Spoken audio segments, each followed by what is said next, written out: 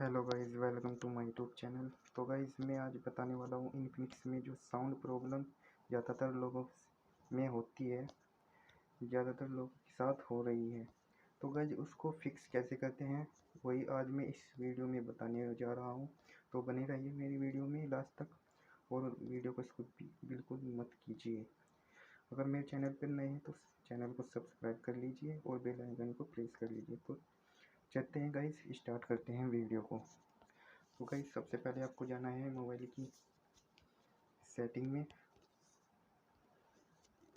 और उसके बाद स्क्रॉल करते हुए आना है नीचे की ओर और इसमें जाना है। इसके बाद साउंड एंड वाइब्रेशन में जाना है और इसके बाद ये आपको वॉल्यूम जो है, वॉल्यूम वगैरह जो आवाज़ है ये फुल कर देनी है। ये देखिए, ये फुल कर देनी है। और उसके बाद और उसके बाद और उसके बाद अगर गई इससे भी ना हुआ तो आपको उसके बाद क्या करना है, आपको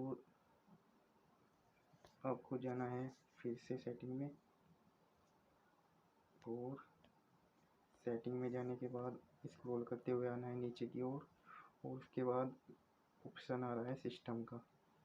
आपको जाना है सिस्टम अपडेट में और उसके बाद ऑनलाइन अपडेट में। उसके बाद कहाँ जाना है आपको, उसके बाद जाना है ऑनलाइन अपडेट में। ऑनलाइन अपडेट में क्लिक करने के बाद डाउनलोड का ऑप्शन आएगा।